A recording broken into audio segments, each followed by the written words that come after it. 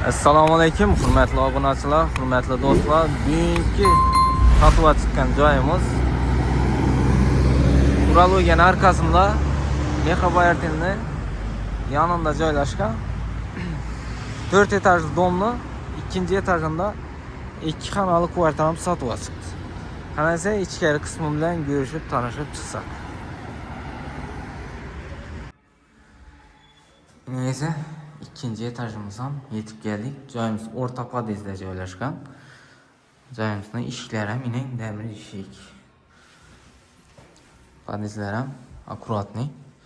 Joyimizga kirgandan shundan ikki kafel urilgan girish qotimiz oyoq tiyeni. Kirgandan bilan chap qo'limizda spannimiz joylashgan. Bele tomishga qo'yish uchun joyimiz ham bor.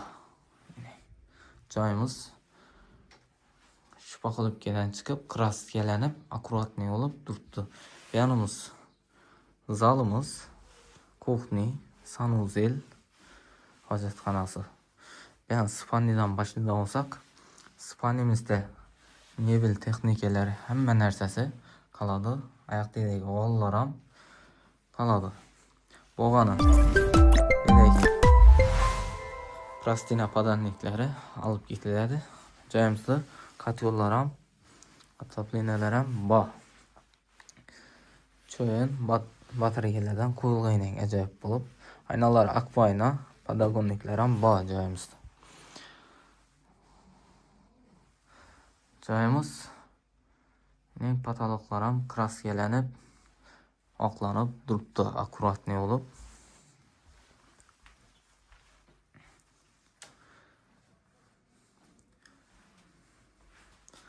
Gelgenimizden bedenin rakamıyla bu. Ben tarafa gireden olsak, ben tarafımız zal. Zalımızda kanserli lükstura. Ben tarafta ise perdeler ham bu.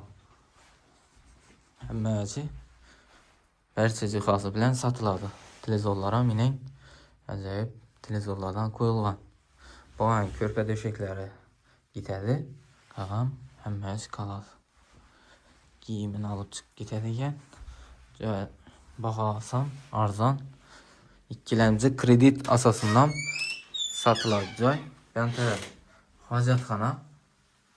Hojatxonam akkuratniy bo'lib turibdi ne. Umuman gap yo'q. Ben tarafa girib olsak, sanuzel. Sanuzelimiz ham minen plastik bo'lib turibdi. Tabii suv, svet, gazda umuman problemasi yo'q bu yerda. Eshiklar ham zamonaviy, hozirgi yaxshi eshiklardan qo'yilgan. Ben taraf kuxni, kirmashlarimiz bor. Bedening kuxni, balkon tarafa chiqqan handliklar ham bor ekan. Bular ham qoladi. Ben taraf kuxnimiz balkon tarafa chiqqan, gaz plita, mebellari, hamma narsasi qoladi.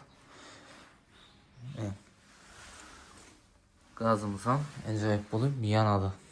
Gaz, suv, svetda umuman problemasi yo'q. Bu yerda o'tirish uchun defol etib qo'yibdi ekanlar. Joyimizda ayna ishlari almashgan. Joyimizning bahosini keladigan olsak, 410 million so'm üstüne kelganda gelishtirib qaytib beramiz. Xudo xolasa, joyimiz ikkilamchi kredit asosidan sotiladi. Sog' olun, salomat olun, kanalga obuna bo'lish yoddan chiqmasin.